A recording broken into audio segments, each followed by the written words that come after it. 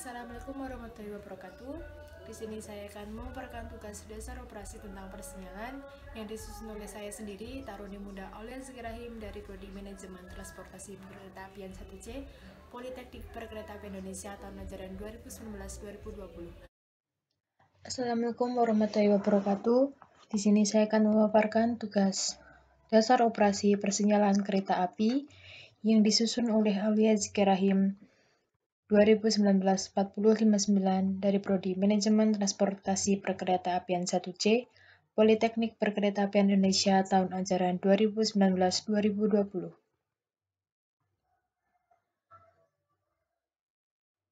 Berikut saya akan memaparkan tentang persinyalan, yaitu yang pertama tentang perkembangan sistem persinyalan.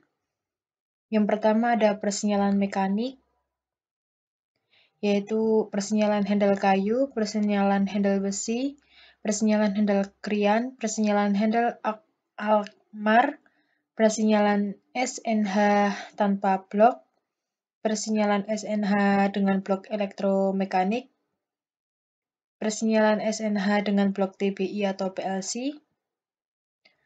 Kemudian yang kedua persinyalan listrik, yaitu All Relay Interlocking System, Modular Relay Interlocking System, Solid State Interlocking, Vital Processor Interlocking, Westinghouse Train Radio and Phase Control, Programmable Locking Controller Interlocking, dan Sistem Interlocking LAN 01, Sistem Interlocking LAN 02, Computer Based Interlocking.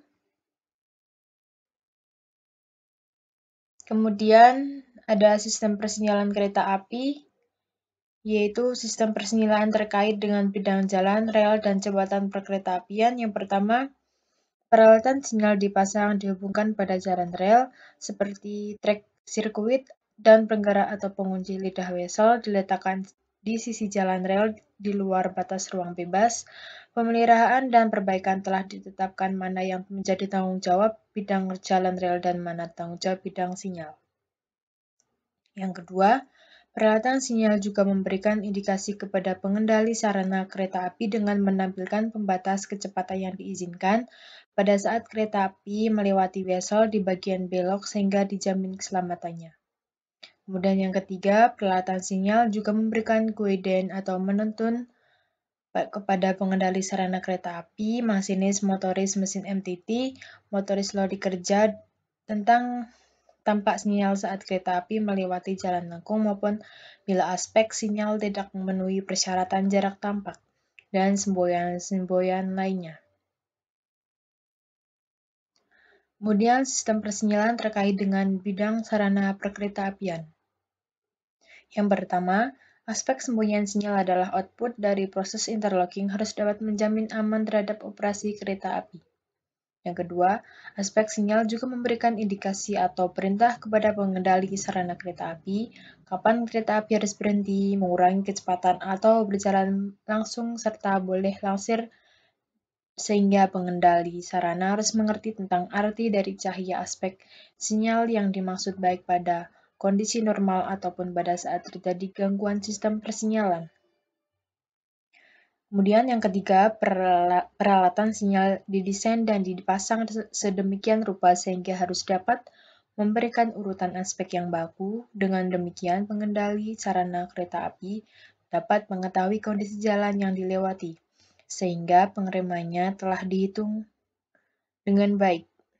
Kemudian, sistem persinyalan terkait dengan bidang operasi perkeretaapian. Peralatan sinyal didesain sedemikian rupa memenuhi syarat keselamatan operasi sehingga digunakan untuk mengatur dan mengendalikan operasi dengan lancar dan aman, baik pengendalian setempat maupun terpusat atau CTC. Petunjuk pengoperasian peralatan sinyal dituangkan dalam PDPS atau PDKT dan harus mengerti oleh petugas pengendali operasi KA, PPKA atau PPKT maupun para pengendali sarana kereta api. Kemudian, pengendali operasi kereta api dapat diberikan sertifikat keahlian atau bentuk setelah diuji dan dinyatakan cakap oleh bidang persinyalan. Kemudian yang keempat, peralatan sinyal, peralatan telekom, dan peralatan listrik aliran atas atau LAA tersebut selanjutnya disebut fasilitas operasi atau FASOP.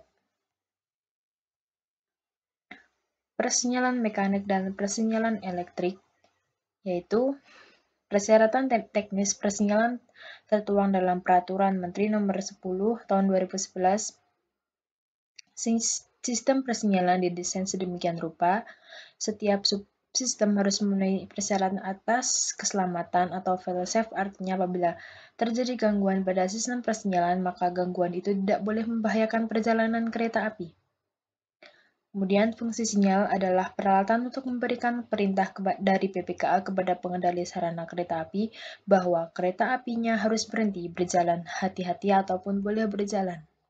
Kemudian semboyan sinyal yang menjadi semboyan persinyalan mekanik adalah peragaan lengannya, sedangkan semboyan persinyalan elektrik adalah warna cahaya lampu sinyalnya.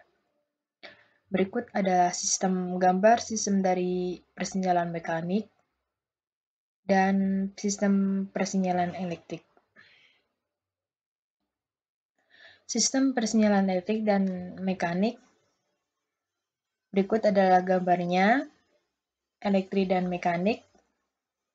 Kemudian semboyan sistem persinyalan mekanik. Yang pertama, yang menjadi semboyan siang hari untuk kereta api adalah peragaan kedudukan lengan sinyalnya. Semboyan malam hari adalah warna cahaya lampu sinyal. Apabila cahaya lampu sinyal padam, maka pengendali sarana kereta api atau masinis harus berpedoman atau meyakinkan kedudukan lengannya kembali ke semboyan siang. Kemudian, semboyan sistem persinyalan elektrik. Yang menjadi semboyan untuk kereta api adalah warna cahaya lampu sinyalnya. Warna cahaya lampu sinyal elektrik berlaku untuk semboyan siang dan semboyan malam. Sinyal bordes berlengan 2. Berikut adalah gambarnya. Kemudian sinyal ulang. Ada sinyal langsir dalam posisi boleh melakukan gerakan langsir. Sistem persinyalan mekanik, yaitu sistem interlocking wesel 1 dan 2 dilayani setempat menggunakan bandul wesel, interlocking antara sinyal dengan wesel, interlocking antara sinyal dan sinyal, proses memasukkan kereta api dari jalur X ke jalur 2, yaitu H memerintahkan PJW 1 untuk mengarahkan wesel 1 ke jalur 2, PJW 1 memerintahkan PJW 2 pada bahwa PPKA akan memasukkan kereta api dari jalur X ke jalur 2, W2 minta diarahkan ke jalur 2, yang ketiga, PJW2 memberitahu bahwa W2 sudah diarahkan ke jalur 2 dengan bukti berita acara. Kemudian H menarik sinyal A dalam kedudukan aman.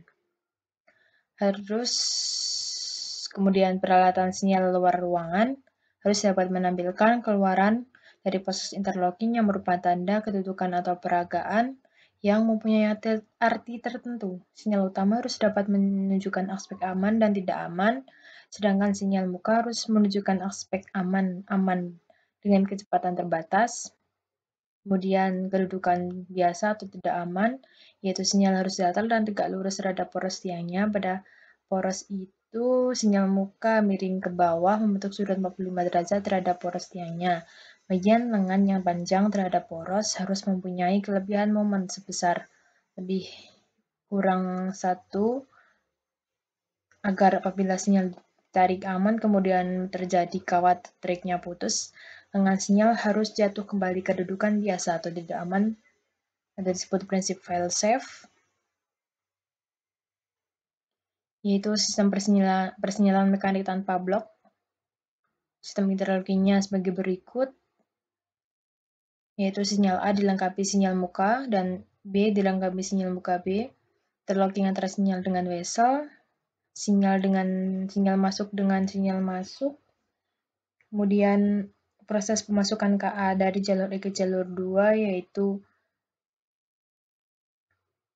yaitu H membalik atau mengarahkan wesel 1 dan wesel 2 ke jalur 2, terus H mengembalikan handle wesel 1 dan wesel 2 kedudukan normal. Kemudian berikut adalah pemaparan dari saya. Apabila ada kesalahan mohon maaf. Saya Ari. Wassalamualaikum warahmatullahi wabarakatuh.